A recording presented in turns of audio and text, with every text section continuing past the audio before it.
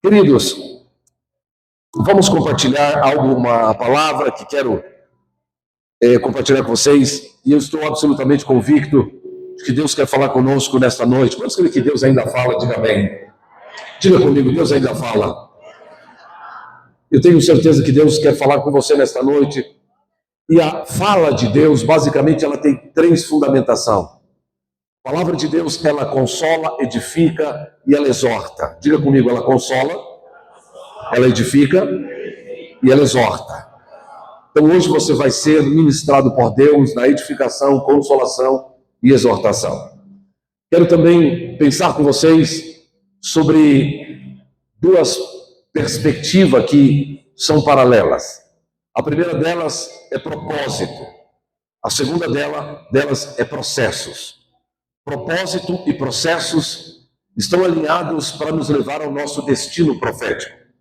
Nós estamos indo para um destino. Diga comigo, eu estou caminhando para um destino. O destino que nós estamos caminhando é específico, não é aleatório. Significa aleatório. Um destino ainda incerto. Não, querido. Nós temos um destino certo, já pré-estabelecido por Deus, e nós vamos chegar ao nosso destino profético. Mas, para chegar no nosso destino, nós precisamos conhecer o propósito e passar pelos processos. Amém? Estão comigo? Preciso ter toda a sua atenção. Os meus amados jovens que aqui estão são impetuosos e gostam de falar igual eu. Eu preciso que vocês olhem para mim com toda a vossa atenção, não se distraiam. Eu preciso ter toda a sua atenção, quero ser o mais rápido possível e objetivar a minha palavra nessa noite. Portanto, quero convidá-los a abrir, e aos meus amados a abrir, Gênesis capítulo 3. Gênesis 37, verso 3. Já oramos, já cantamos. Quero então compartilhar com você essa palavra. Gênesis capítulo 37, verso 3. A série que estamos compartilhando, ela não é tão sistemática, mas eu tenho procurado abordar alguns temas dentro do livro de Gênesis. Então estamos falando de Gênesis esse mês. Não entramos no mérito da criação sucessivamente. Posteriormente vamos falar sobre isso. Mas quero falar de um texto e abordar uma fundamentação aqui para essa conjecturar aquilo que estamos pensando enquanto destino, enquanto aquele destino profético que Deus tem. Gênesis 37, 3. Quero ler aqui. Diz assim, ora, Israel amava mais a José. Diga comigo, Israel amava mais a José. Muito bem. Israel amava mais a José que a todos os seus filhos, porque era filho da sua velhice, e fez-lhe uma túnica talar de mangas compridas. Muito bem. Vendo, pois, os seus irmãos que o pai o amava mais que a todos os outros filhos, odiaram-no e já não lhe podiam falar pacificamente. Amém? Só até aí. Querido, quantos concordam comigo que Deus sabe e conhece todas as coisas? Então, quero que você pense comigo num processo naquilo que vamos desenvolver essa noite, porque eu preciso que você saia daqui convicto e certo daquilo que Deus tem e daquilo que Deus quer. O texto que nós estamos lendo, verso posterior, ele faz uma narrativa de um jovem que posteriormente chega à sua maturidade. O nome dele é José, filho de Israel, Jacó, aqui, e muito amado pelo Senhor. Mas tem uma coisa que eu preciso que você entenda. Aqui ele está começando a sua vida e ele tem um propósito. Ele precisa alcançar o seu propósito. Ele ainda é um moço. O verso anterior, por favor. Eu quero mostrar uma coisa aqui. Não. O verso primeiro que nós lemos. Isso. O anterior ainda. Ok. Nesse verso, nós conseguimos ver uma figura profética. Neste verso, nós estamos vendo uma figura profética. É claro que entre o propósito revelado e a consolidação do propósito, há processos. Isso eu poderia aplicar a qualquer área das nossas vidas. E para isso, antes de apresentar essa figura profética, eu quero te provar como isso é aplicável em qualquer área da sua vida. Eu fiz uma pesquisa simples, numa inteligência artificial, e perguntei para essa inteligência artificial qual a definição de processos. Ela me deu uma definição da seguinte forma, que eu quero ler para você.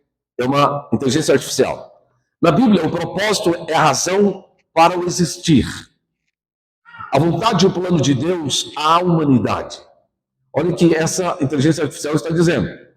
Ela é abastecida, obviamente, com informações, alinhada, agregada, ela tem algoritmos, etc. e tal, todo mundo sabe disso.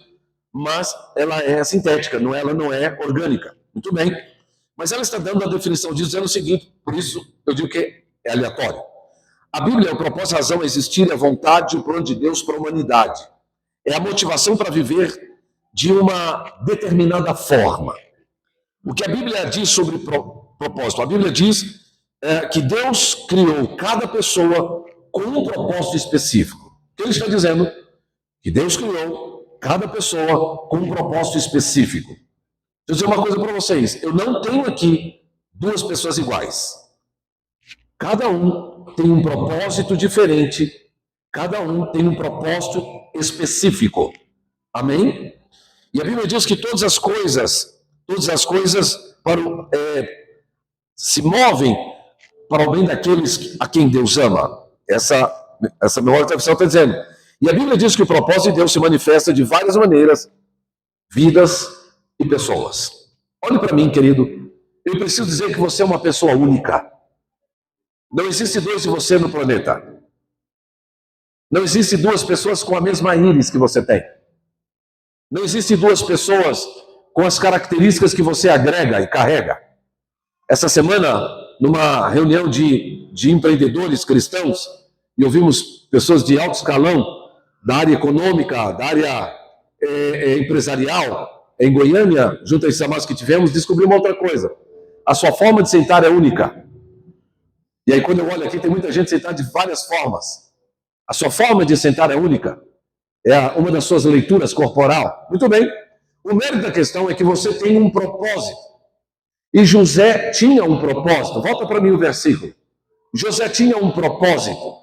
E o propósito de José está definido basicamente aqui nesse primeiro versículo, verso 3. Ora, amava Jacó. Israel amava mais a José do que a todos os seus filhos. Existe uma coisa aqui única. Israel amava mais os outros. Mas tem uma coisa aqui que para mim marca o propósito dele. O seu pai, José, dá ao seu filho uma túnica, talar de mangas compridas. O que está acontecendo aqui, querido? Eu vejo aqui um ato profético e Deus definindo o propósito de José. Por quê? O que é uma túnica talar ou colorida de mangas longas? Essa túnica colorida, naquela época não era suposto. Todo mundo que já viu filmes épicos da época histórica ou da história, as primeiras histórias da humanidade, o filme sempre é contextualizado com uma roupa muito parecida uma com a outra. Normalmente, quem vestia uma roupa colorida, e esse processo era caro de se fazer, não era barato, esse processo era complexo para aquela realidade, e esse tipo de roupa só era dada a nobres e a reis. Então Deus, a Israel, está dando ao seu filho, o filho da sua velhice, uma roupa que descrevia uma característica de um homem nobre, de um rei. Não era suposto. Interessante que nós, lendo a história de José nesses primeiros momentos, as primeiras ações deste drama, vamos dizer assim, nós vamos entender que os seus irmãos o odiavam.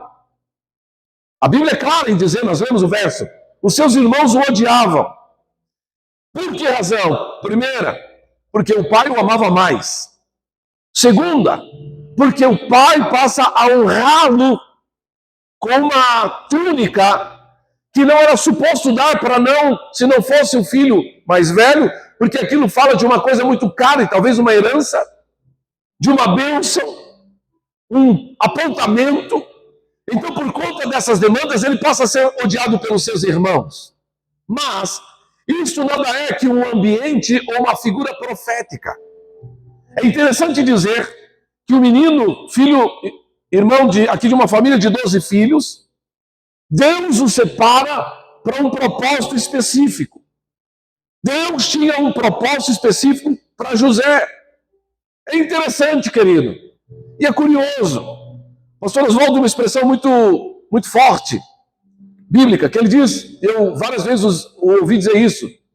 Às vezes desfrutamos, e as pessoas desfrutam de algo de Deus, e não é porque merecemos, não é porque somos merecedores de tal, mas é pela misericórdia do Senhor. Então, Deus dá algumas coisas para determinadas pessoas, simplesmente porque Deus tem um propósito. Deixa eu dizer algo já a princípio. Deus já te deu uma coisa que você não sabe nem por que, para que serve. Deus já te deu algo que está já agregado à sua pessoa, ao seu caráter, à sua natureza, à sua vocação, que você não sabe, mas Deus te deu por causa de um propósito. Você vai dizer, pastor, mas eu não tenho nada. Permita-me lhe mencionar nesta noite que sim, você tem algo muito especial. Deus colocou em você algo que vai te levar ao seu propósito, ou que você precisa disso para a realização do propósito que Deus estabeleceu para a sua vida. Quantos conseguem entender o que eu estou dizendo? Diga amém. Então diga comigo, eu carrego algo de Deus que vai me ajudar na realização do meu propósito de vida. Estão comigo, queridos? Há muitos anos atrás, eu conheci duas moças. Uma delas tive o desprazer de namorar. Foi a minha primeira namorada. Desprazer porque eu não casei com ela, né? Ela tinha uma característica pouco vista. Ela tinha um olho de uma cor e o outro de outra. Eu conheci uma missionária que tinha um olho de uma cor e o outro de outra. Um era verde, o outro era azul. Você já conheceu alguém assim? Algumas pessoas já viram. Um de uma cor e outro de outra. Essa missionária, ainda quando participava na comunidade que me converti, ela tinha muitos complexos por causa desse olho de uma cor, e o olho era muito vibrante. Então, as pessoas que olhavam para ela fixavam os olhos dela, e às vezes aquilo acanhava, e ela se sentia um pouco incomodada com aquilo, porque não era normal. Ela tinha um olho de uma cor e o outro de olho, um azul e o olho verde. E ela tinha um pouco de complexo por conta disso. E ela se tornou missionária e foi para o campo missionário. E ela chegou numa tribo para um processo de evangelização que haviam passado vários missionários sem sucesso. Vários projetos missionários sem sucesso. E ela foi pregar nessa tribo e ela reuniu ali as pessoas, e as pessoas se reuniram e se aproximaram dela, e todo mundo... E ela ficou até um pouco assustada pela reação que eles tiveram. E ela pregou o evangelho nessa tribo e toda a tribo se converteu. Toda a tribo aceitou Jesus e ela ficou por entender. Por que passou tantos missionários e não houve uma reação tão positiva? E agora estou pregando o evangelho e todo mundo está se decidindo a Cristo. O cacique da tribo, terminada a administração dela, disse: minha filha, você é a resposta de Deus para nós. Ela perguntou por quê. O cacique disse, junto à sua tribo, que ele não sabia se existia Deus. Ele não tinha certeza que havia um Deus. Mas, se houvesse um Deus, que ele mandasse uma pessoa com um olho verde e um olho azul. Aquilo que Deus te deu já está diretamente ligado com o seu propósito. Você carrega algo que parece ser estranho e talvez você nem sabe para que serve. Mas Deus, quando te trouxe à existência, Ele já estabeleceu um propósito dele na sua vida. Quantos creem nisso, diga aleluia. Só que talvez nós estejamos exatamente no momento complexo. E talvez você esteja vivendo o pior momento da sua vida. Ou talvez você esteja vivendo um momento mais difícil da sua existência, você vai dizer, será que Deus ainda tem propósito na minha vida? Então, eu vou dizer, meu amado, que sim. E eu preciso que você saia daqui hoje ciente que sim. Que Deus te chamou pelo nome, que Deus te escolheu desde que você nasceu, que Deus colocou algo em você que faz parte daquilo que Ele vai fazer, mas existem processos, porque há uma distância entre aquilo que eu vivo talvez hoje e a conclusão do meu propósito. Existem processos que eu preciso passar, e os processos pelos quais que eu vou passar vão contribuir para a construção do meu propósito. Repito, o processo que eu vou passar vai contribuir para a construção do meu propósito. Estão comigo aí? Diga aleluia. Muito bem. Então nós temos aqui José. José tem um propósito. Só que ele não conhece ainda o propósito. Então ele começa a passar o processo. E os processos da vida de José começam, e aqui eu vou fazer uma narrativa bem rápida, dos processos da vida dele. Primeiro processo da vida de José, rejeição.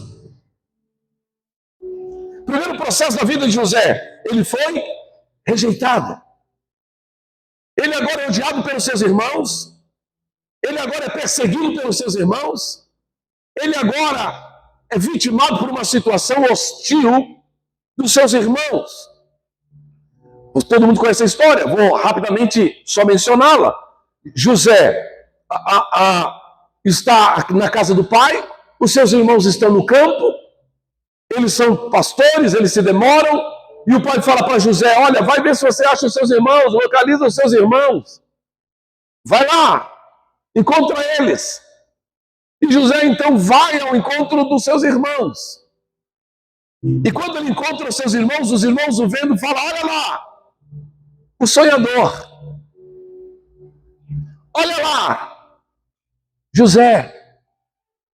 Uma coisa, obviamente, que é preciso mencionar, que quando Deus dá a José, ele começa a sua vida, todo mundo sabe também dos sonhos que ele teve.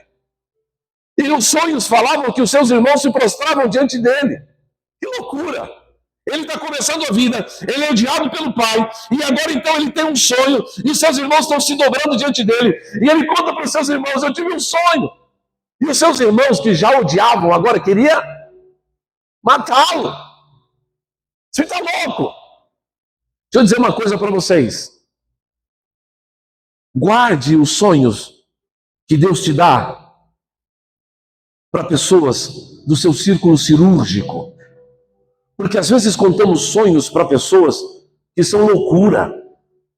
As pessoas não vão entender. E às vezes no processo, elas vão até se ofender com o sonho que você está tendo.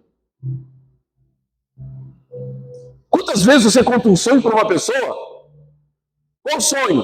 Olha, eu sonhei essa noite que eu tinha prosperado, tinha comprado uma casa gigante, tinha comprado uma aeronave dessa de 50 milhões. Olha que sonho maravilhoso, hein?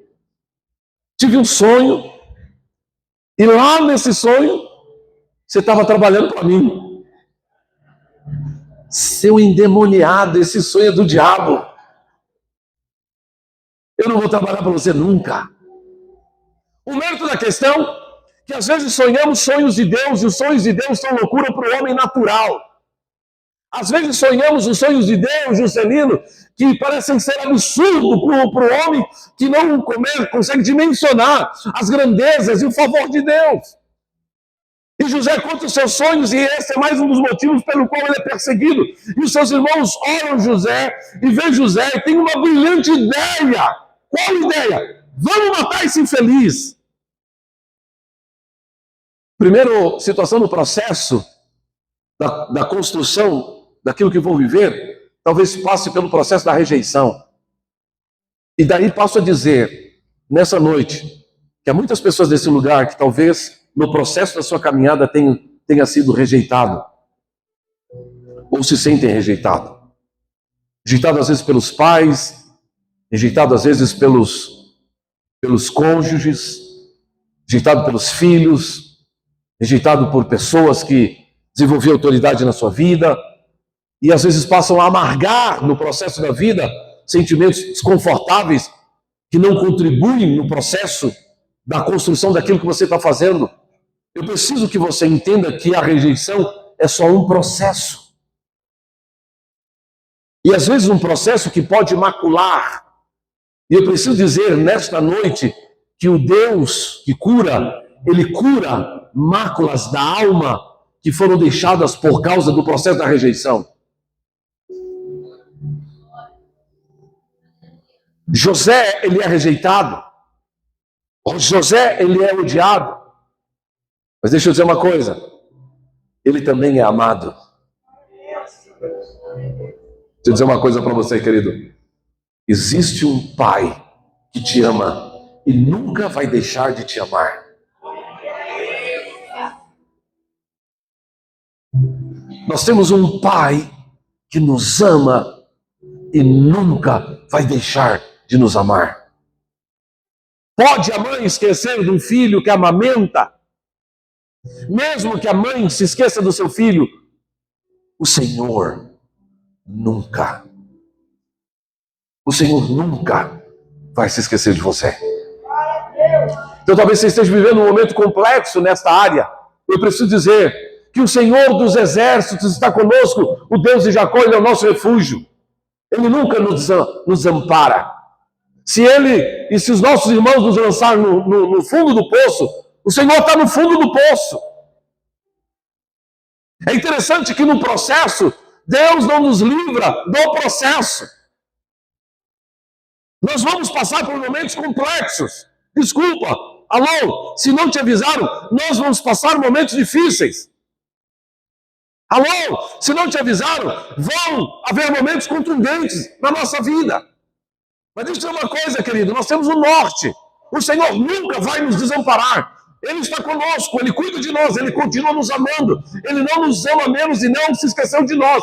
Ele ama você, Ele conhece o seu nome, Ele sabe o seu endereço, Ele sabe quem é você, e Ele está intimamente comprometido com o propósito que Ele estabeleceu para a sua vida.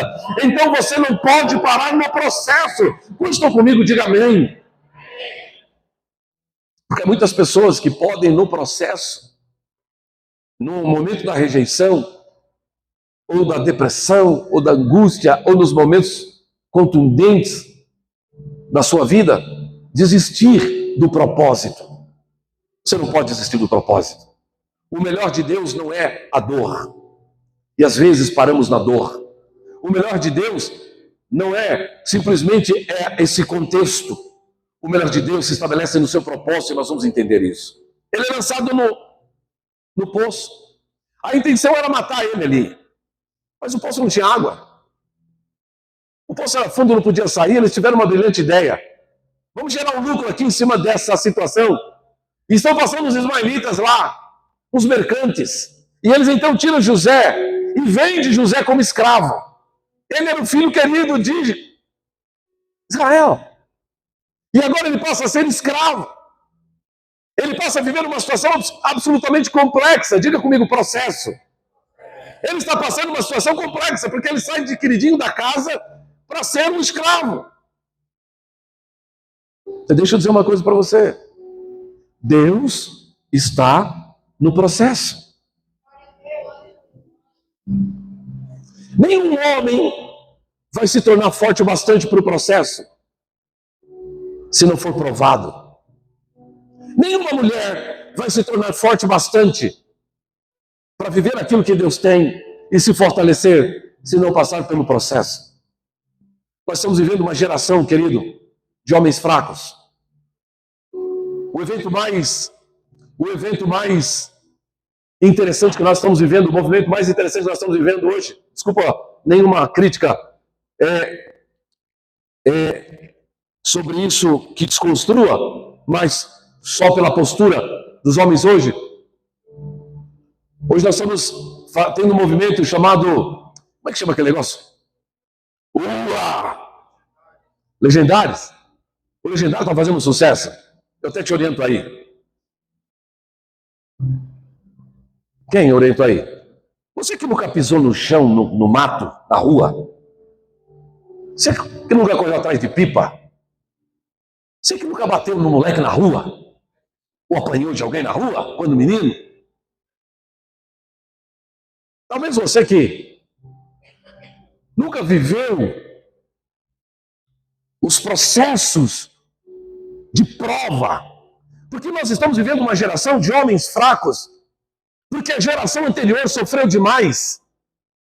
A geração anterior sofreu demais e quis poupar a geração posterior. E aí poupou os homens desta geração de enfrentar as situações contundentes. Legal, eles foram para a universidade, eles são inteligentes, mas são Nutella.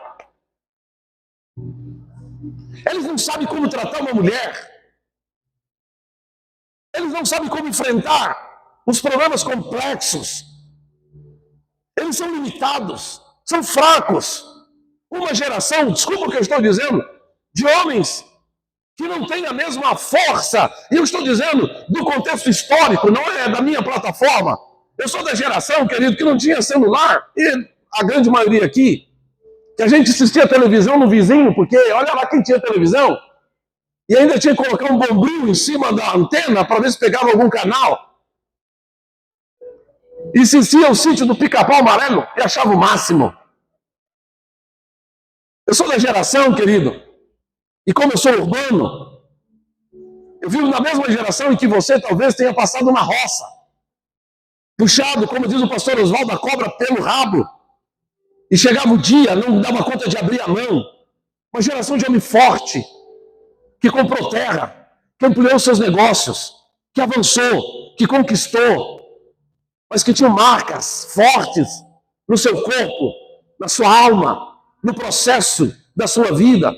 Uma geração que se enriqueceu de riquezas e valores que essa geração banaliza, joga fora, e que eles estão agora vivendo deprimidos, depressivos, estressados, angustiados. Se eu cheguei numa casa de uma irmã e tinha uma adolescente. Adolescente na minha época era 11, 12 anos, 13 quando muito, mas uma adolescente de 18 anos, sentado na calçada da porta da casa dela, estava chorando. Na minha época eu chamava essa menina de mulher, hoje eu chamo de uma criança. Ela estava sentada na calçada da casa dela, eu disse, por que você está chorando? Ela estava chorando de soluçar. Por que você está chorando? Ela disse, não sei. Não sei. Eu não sei por que ela estava chorando e ela também não sabe. Então a gente possa fazer algum estudo assim, bem sistemático e entender os conflitos que ela está vivendo. Mas eu disse, minha filha, vai arrumar sua casa, lavar a roupa da sua mãe, pega um rodo, joga uma água naquele quintal, que passa. Mas só que não tinha roupa para lavar, não tinha casa para limpar, não tinha porque a mãe fez tudo. Por favor, eu entendo os processos. Eu só estou dizendo que o processo duro vai gerar homens e mulheres fortes. Não despreze os processos. E permita-me dizer que por causa da dureza do processo, muitas pessoas desistiram. E se eu ouvir história de muita gente aqui hoje, que eu olho e vejo para essa igreja, muita gente de sucesso nesse lugar. Muita gente de sucesso nesse lugar. Olha, quando eu olho para esses homens e mulheres que estão aqui sentados, me ouvindo, são homens e mulheres de sucesso que venceram na sua geração com tantos desafios. Na época que de ir à universidade era uma coisa absurda, impagável. Na época de ir à universidade era uma coisa não suposta, porque a gente tinha que trabalhar e estudar ao mesmo tempo. Na época que... Ok, amém, glória a Deus. Eu só estou dizendo, não desista em meio à dificuldade, porque a dificuldade vai te fortalecer e o processo vai te capacitar para o seu propósito. Quando eu olho para José, José poderia ter se revoltado. Ele está no fundo do poço. Agora ele está vendido como escravo. E agora ele vai para a casa de Potifar. Ele é um escravo na casa de Potifar. Preste atenção, querido, processos. Diga comigo, processos. Ele está na casa de Potifar. E agora ele está bem. Porque na casa de Potifar ele tinha uma cama para dormir, na casa de Potifar ele tinha uma comida boa para comer, na casa de Potifar ele tinha ali uma autoridade sobre, ele era mordomo daquela casa, na casa de Potifar ele tinha uma condição joia. E talvez ele tenha dito, poxa, glória a Deus, eu entendi o propósito, agora eu estou bem. Mas é processos, porque no processo ele é colocado, exposto a uma condição. Qual condição, querido? Olha para mim, por favor. A esposa de Potifar, a Miss Egito, nem limpa aspirada ela estava, querido, ela era Miss Egito. Parava a corte real, a esposa do general dos generais, a Miss Egito. Eduardo, você não sabia, né? Primeira vez estou te contando. A Miss Egito, querido, na casa de Potifar, olha para José, menino novo, bonito, trabalhador, cabeça boa, limpinho, sistemático, conseguiu trazer gerência para casa, organizou as coisas de Potifar. Ela vira para José e fala, José, você é minha propriedade. E era. Sim ou não, querido? Ele não era escravo da casa? Você é minha propriedade. Se deita aqui comigo. Diga comigo, processos. Este momento do processo tem derrubado gente demais. Porque no processo daquilo que Deus está construindo, para entregar o propósito que Ele quer, Ele vai provar a sua moral. Homens e mulheres de Deus são equilibrados moralmente. Homens e mulheres de Deus são sérios no seu compromisso moral, ético. E ela disse, então deita-se comigo. Ele disse assim, olha, Potifar me deu autoridade sobre tudo, menos sobre você. Eu não posso me deitar com você.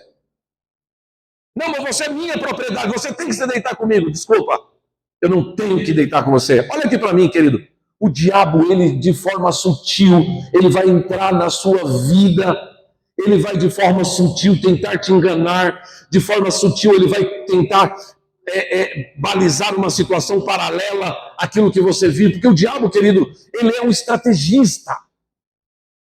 E ele vai tentar roubar você do seu propósito. Onde? No processo. Então ela fala, deita comigo, ele disse, não. Homens e mulheres de Deus que aqui estão, nós precisamos aprender a dizer não.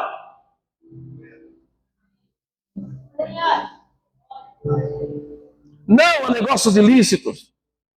Não a relacionamentos ilícitos. Homens, mulheres, jovens. Não a relacionamentos ilícitos. Não a pensamentos ilícitos. Nós não podemos impedir que uma ave pouse na nossa cabeça, mas nós podemos impedir que ela faça um ninho na nossa cabeça. As construções mentais que eu vou fazer precisam estar alinhado àquilo que Deus estabeleceu enquanto propósito para me dar chaves e janelas e portas para que eu possa alcançar aquilo que Deus tem. Então não posso permitir que o diabo entre neste ou me roube no processo, porque olha para mim, nós vamos cruzar com ele várias vezes no processo. Quando Jesus é tentado no deserto, processo, o diabo diz, você está vendo todos os reinos desse mundo? Você está vendo Wall Street? Você está vendo Hong Kong? Você está vendo Tóquio? Você está vendo as maiores economias do mundo? Você está vendo Washington? Você está vendo as maiores políticas internacionais? Ele olha, mostra tudo isso para Jesus e disse, tudo isso eu vou te dar se você prostrado me adorar. Jesus disse, não. Deixa eu te falar uma coisa, a mesma estratégia que o diabo usava naqueles dias, ainda usa hoje. Na minha geração havia um cantor de rock and roll chamado Elvis Presley.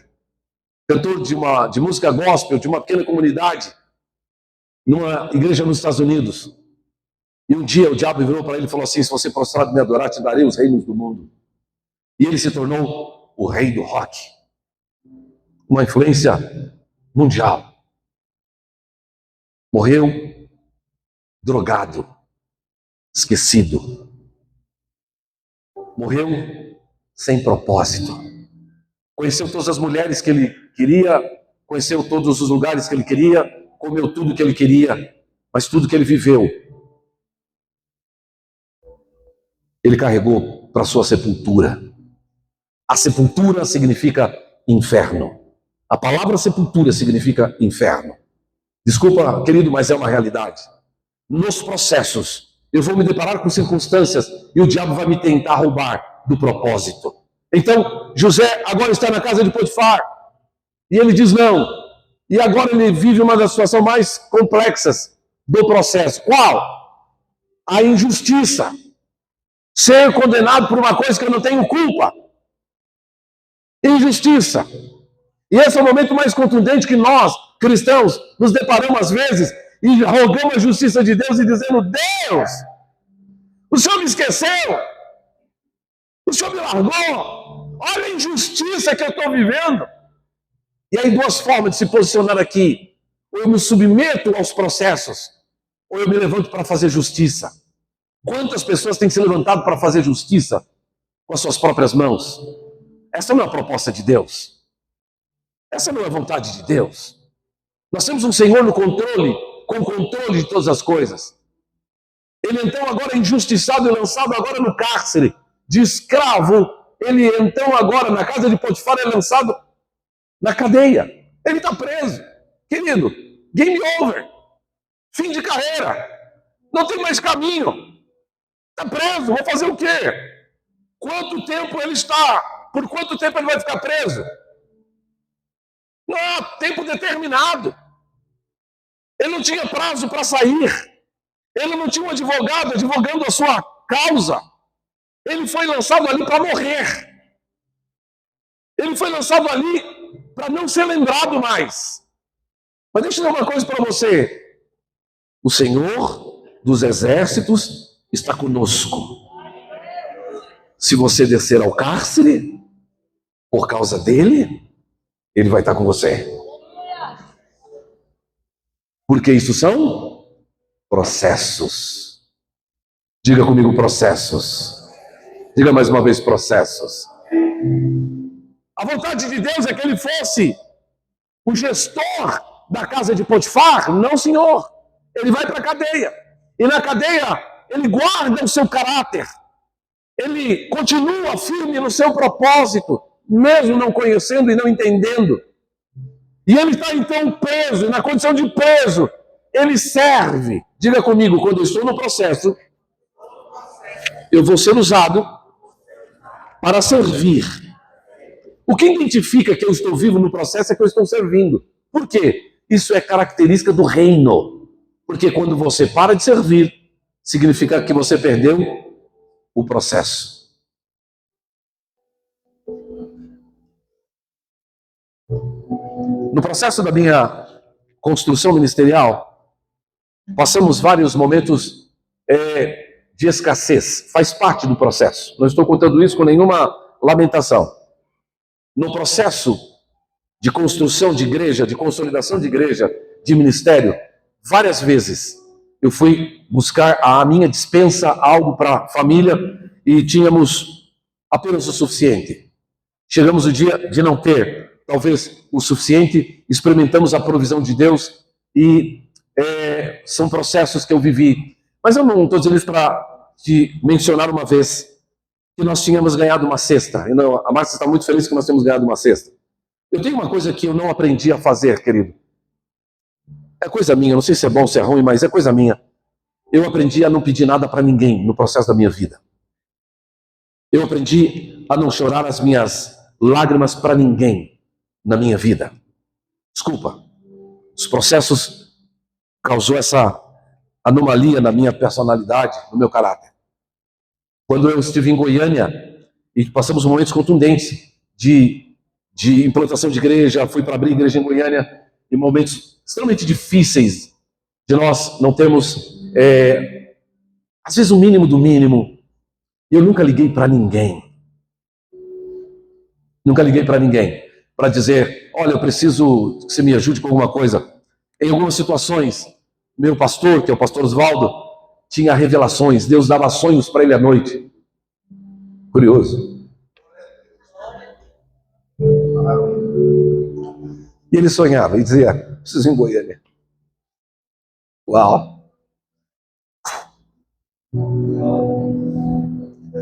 E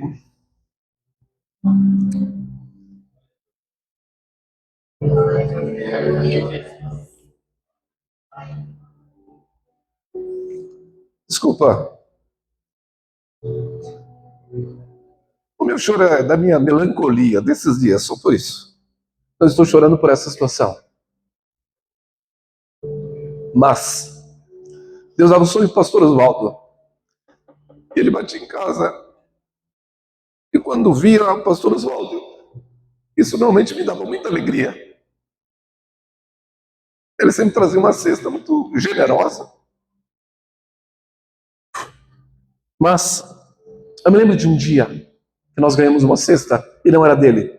Eu não estou aqui lamentando, tá, queridos? Por favor, isso é processos. Se você está na fase de receber a cesta, se alegre com isso. São processos. Deixa eu dizer uma coisa, esse não é o fim da sua carreira, é só o processo daquilo que você vai viver. Deus está te levando para um destino de vitória.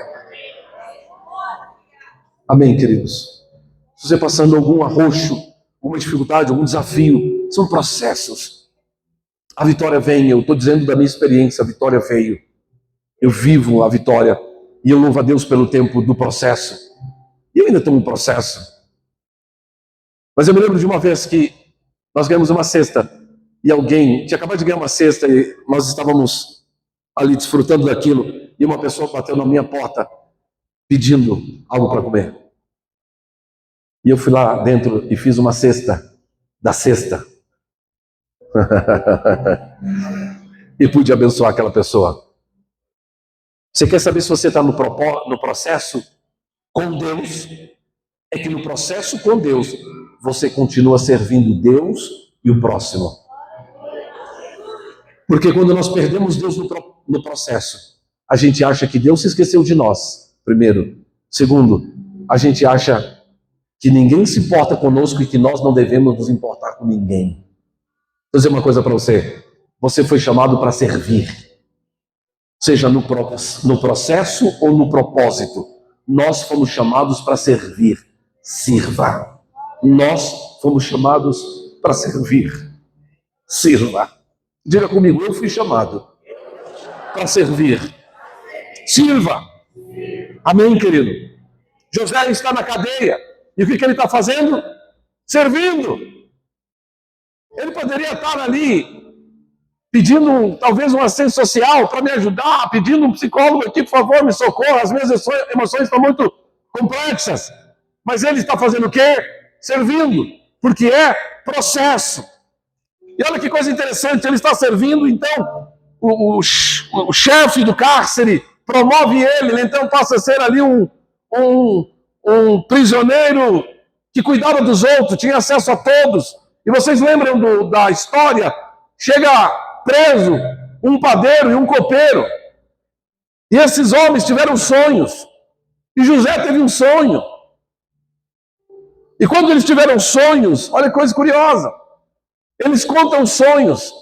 E todo mundo conhece essa história, vou resumir. Posso ter contado o sonho, ele disse, olha, Deus me deu a revelação, o seu sonho é isso. Você vai voltar e você vai continuar servindo o rei.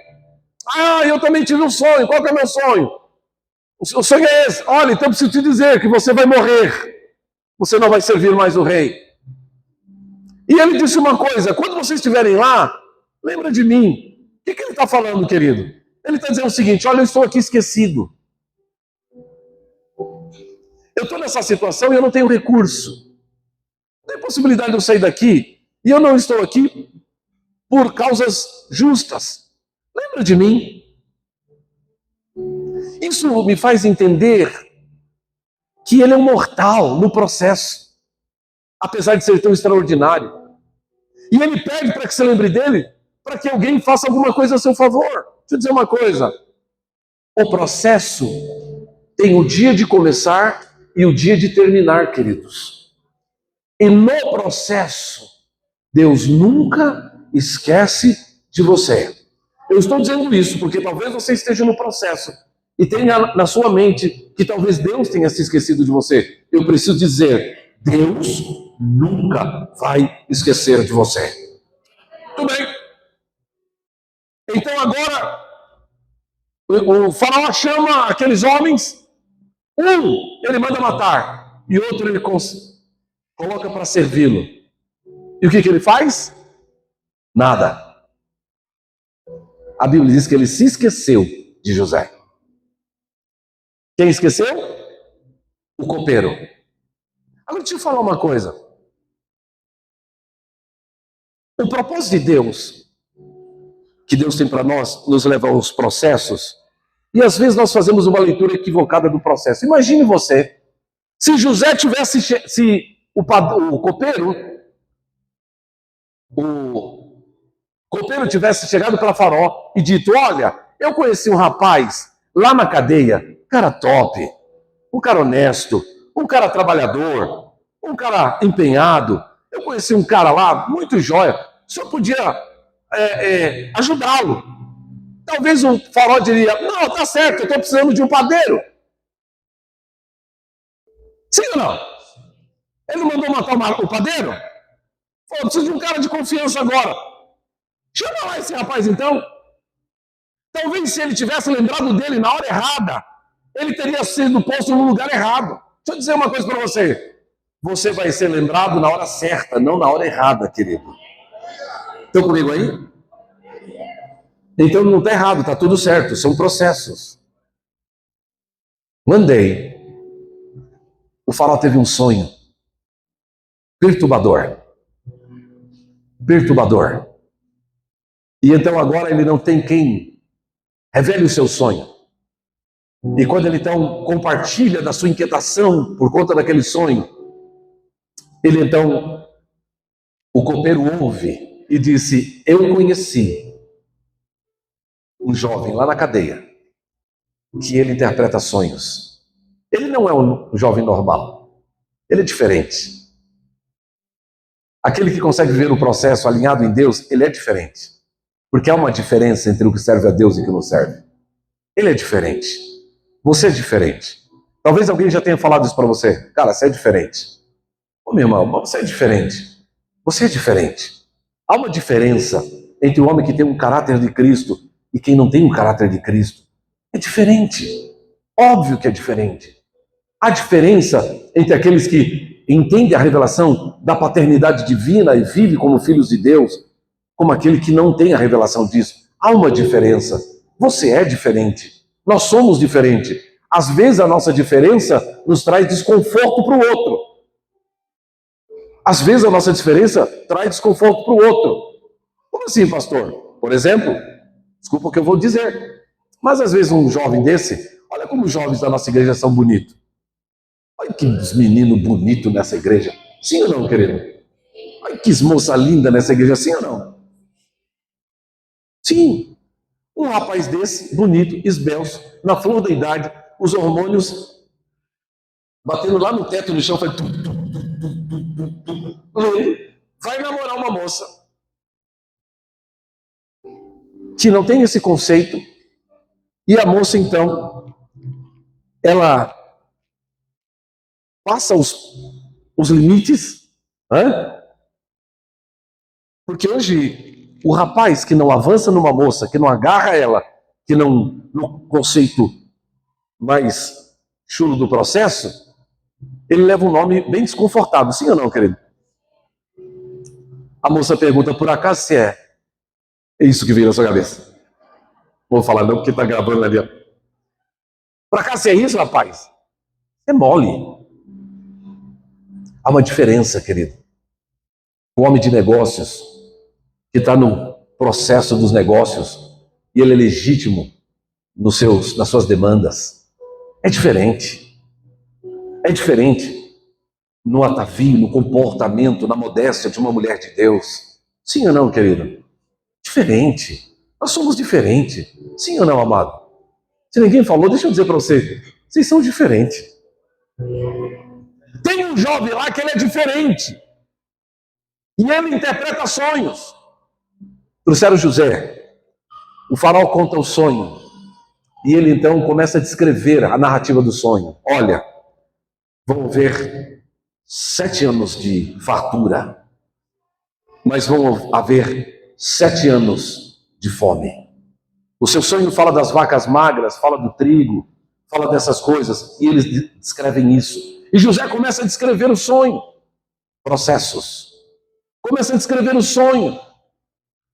E então agora ele diz, quando ele descreve o sonho, nós até estávamos nesse final de semana, nessa reunião de empresários, e eles começam a falar dos sonhos de José, e que José não só discerniu o sonho, mas apresentou um projeto de economia para a nação. E então, quando ele descreve, olha, você precisa fazer isso, assim, assado. O faraó falou, aonde nós vamos achar alguém que tem um planejamento e uma logística dessa? E então ele agora separa José e coloca José como o segundo maior no Egito. Diga graças a Deus. Mas espera aí, a história não para aí. Porque às vezes a gente imagina que o propósito de José era ter status. O propósito de José era ter um cargo. O processo de José era ter bens. Esse não era o processo, não era o propósito. Era só processo. Sabe por quê, queridos? Porque muita gente, quando chega nesse ponto do processo, eles esquecem de Deus, eles esquecem da família, eles esquecem os princípios. Este não é o propósito, é processo. E eu vou dizer uma coisa para você, querido. A maior fase de vencer não é a fase quando você está lá no fundo do poço. Porque quando você está no fundo do poço, você depende exclusivamente de Deus. O processo mais difícil é quando Ele te coloca no palácio. E vou te explicar por quê. No processo, os seus irmãos vêm. Lembra da história? José vê os seus irmãos e o que ele faz? Seus encardidos infeliz, que me jogaram no fundo do poço, que me venderam como escravo, que me motivou a situação de eu estar na cadeia, que me colocou numa situação difícil, manda matar, amarra pelas pernas e arrasta ele sair pela cidade, põe cavalos. Fez o que ele fez? Não. A Bíblia diz que ele provou eles ali, mas a Bíblia diz que ele chora. Ele ama os seus irmãos. Processo. Isto ainda é processo. Quando ele testa os irmãos, todo mundo conhece a história, aqui termino. Ele pergunta, ainda é vivo o meu pai? E eles disseram sim. Então manda buscar ele. Final da história de José. Israel está vindo com a sua família. Eram 70. E ele encontra José. Ali se consolida o propósito. Qual que era o propósito de José? Ser faraó no Egito? Não. Ser mordomo na casa de Potifar? Não. Ser gerente do presídio do Egito? Não. O propósito de José era salvar a nação de Israel.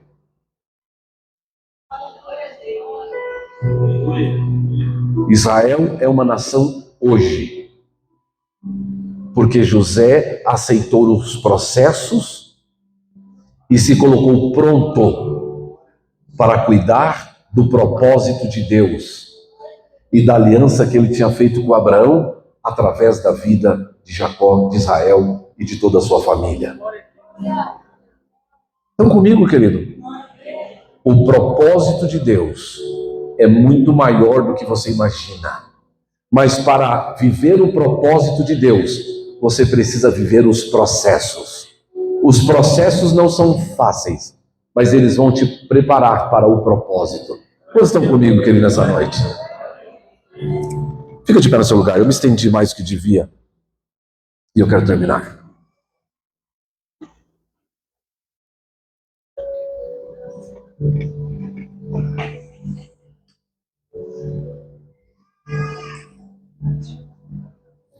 Quando eu vinha para o culto agora, fiquei muito feliz, muito feliz, muito feliz. Muito feliz. Há 28 anos atrás, abrimos uma igreja em Goiânia. Vocês sabem, a grande maioria conhece a Igreja do Brasil para Cristo Nossa lá. E o meu filho chama o Rafael, é pastor da igreja lá hoje. E no tempo que nós ficamos lá, consolidamos, construímos a igreja está estabelecida. E do lado da igreja tem uma estrutura construída, inclusive, de um povo, um pessoal, eles são satanistas. Durante todo o tempo que eu estive em Goiânia, enquanto pastor, eu tinha um sonho. A partir de uma palavra que Deus me deu. A palavra que Deus me deu foi que o ímpio não prosperaria na sombra do justo. Porque a igreja dava sombra para essa estrutura que eles têm do lado. E eu sempre me propus a comprar esse espaço. Fizemos economias, fizemos reservas e sempre sonhei. Fiquei muito feliz. Todos os dias que nós passávamos na porta, a Márcia liberava uma palavra e dizia: Senhor, entrega essa terra para nós. E oramos esses 28 anos. E vindo agora para o culto, há um trâmite que nós estamos cuidando lá na igreja, o Rafael me ligou e disse: pai, o vizinho aceitou a nossa proposta de comprar o terreno.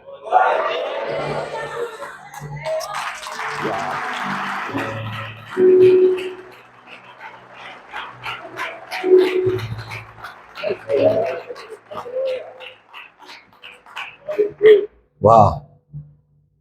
Não é só um terreno para nós, significa uma conquista, a sacramentação de algumas coisas que fizemos lá. E declarar o senhorio de Cristo em meio a tanta... Vocês não têm ideia de tanta loucura que esse indivíduo fez contra a igreja, por conta do posicionamento satanista deles. E essa semana, provavelmente, então, nós estamos sentando para assinar a documentação para a compra e finalizar a compra do terreno. Ele, a priori, começou a fazer um preço que nenhuma possibilidade, fora de qualquer alternativa. E, enfim, fechamos num valor justo. E o valor justo é R$1 milhão. Nós fechamos esse negócio. Vamos fechar essa semana esse negócio da compra desse terreno. E aí hoje, quando eu vinha para cá, eu me alegrei muito, e o Senhor estava gerando essa palavra no meu coração. Eu entendi. Uau! Os processos, eles começam e terminam. E as promessas que Deus fez, Ele cumpre. Nós começamos a palavra dizendo que Israel amava José e ele fez para ele uma túnica real. Eu termino dizendo que os processos terminam, Israel amando José e ele vestindo a túnica real. Toda promessa que Deus te fez, Ele vai cumprir. Só vivam os processos. Por mais absurdo que seja a promessa que Ele fez, creia na promessa. Creia na promessa. Coloque a mão sobre o seu coração. Diga assim comigo: Senhor Jesus, eu entendo os processos e eu quero viver o propósito. Senhor Jesus, me ajuda, me dá força, me capacita, me dá graça, inteligência, para que eu possa vencer todos os processos, para que eu possa desfrutar do propósito e, enfim, chegar ao meu destino, para que o teu nome seja glorificado.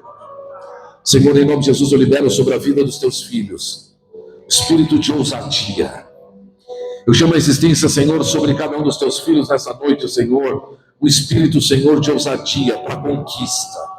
O espírito, Senhor, uma inquietação celestial para aquilo que o Senhor está derramando hoje sobre essa casa. Para as portas que estão sendo abertas, Senhor, para as barreiras que estão sendo rompidas, Senhor, para as curas que estão sendo liberadas. Senhor, em nome de Jesus, eu sei que o Senhor está levantando nesta cidade uma igreja, não é, Senhor, uma denominação. O Senhor está levantando uma igreja que as portas do inferno não vão prevalecer. Eu faço parte desta igreja, Jesus, e apesar dos processos, eu quero viver o teu propósito e proclamar em Anápolis, Goiás, no meu Brasil, que Jesus Cristo é o Senhor, para a glória de Deus Pai. Nós te exaltamos, nós te bendizemos, nós te glorificamos, pois teu é o reino, teu é o poder, tua é a glória para sempre. E eu sei, Senhor, que o Senhor levantou homens e mulheres neste lugar, e juntos vamos desfrutar deste propósito, para que nisto o teu nome seja exaltado, em nome de Jesus. Por último, se você puder, aplauda o Senhor, aplauda, celebre o seu nome, ele é o Deus de vitória.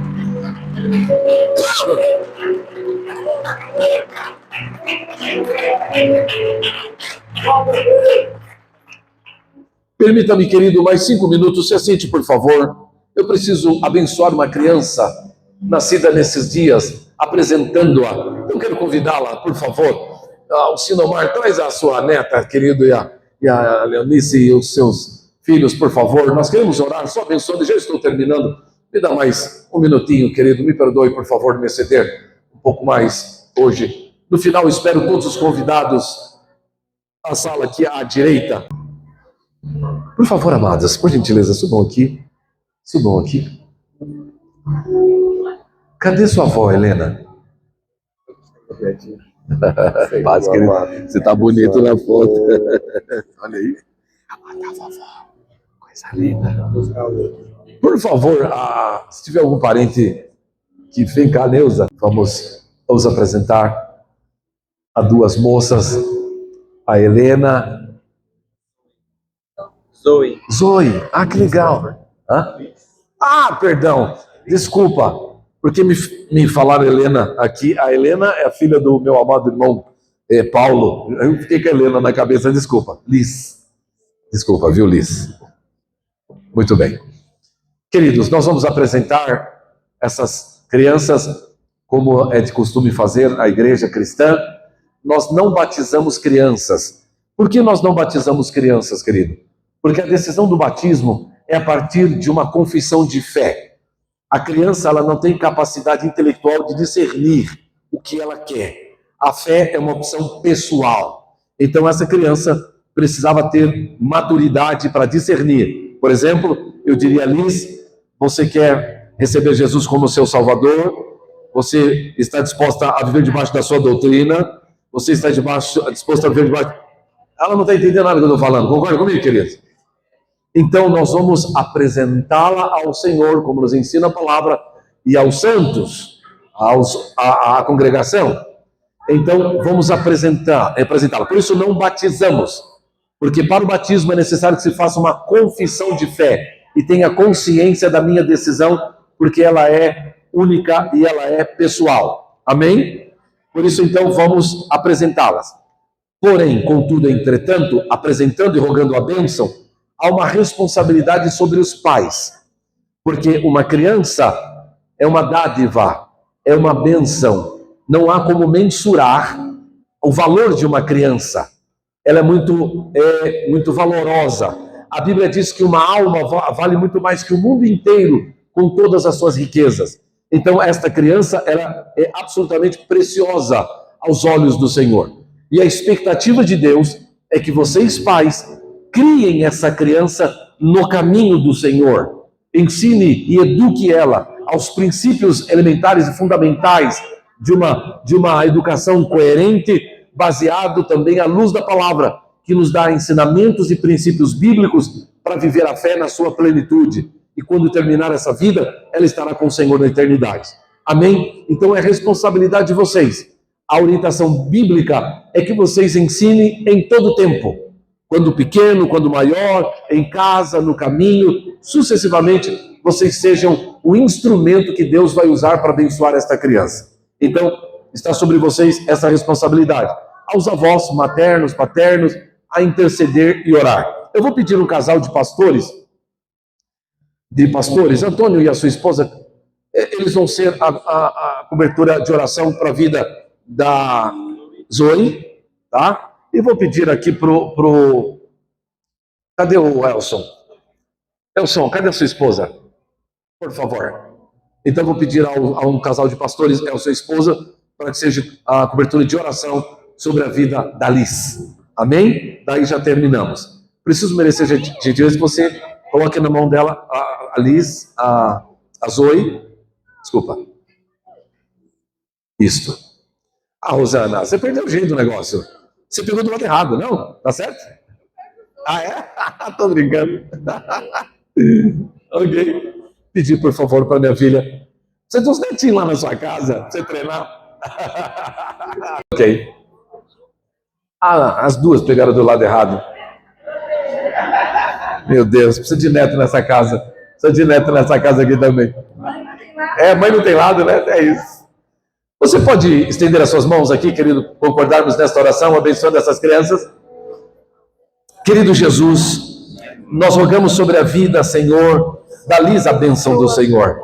Dê a ela, Senhor, a graça, a saúde, a bênção, a paz, para um crescimento saudável na sua presença, que ela receba, Senhor, as bênçãos no Espírito, para crescer, Senhor, na Tua presença de forma, Senhor, a viver o Teu propósito. Por isso, Senhor, nós rogamos sobre ela a Tua bênção. Assim também na vida da Zoe, Senhor, pedimos sobre ela, Senhor, a bênção de um crescimento saudável, da saúde, da bênção, da paz, no nome de Jesus. Usa os pais, abençoe, Senhor, cada um deles, Senhor, pai e mãe, que eles sejam instrumentos, Senhor, sobre a vida destas crianças, para que nisto o Teu nome seja glorificado. Por isso, Senhor, nós abençoamos, Senhor, a vida, Senhor, dessas crianças, em nome do Pai, do Filho e do Espírito Santo, e declaramos toda sorte de bênção, agora e para todos sempre. Amém e amém. Deus abençoe, Deus abençoe. Vamos aplaudir o Senhor Jesus pela vida dessas crianças.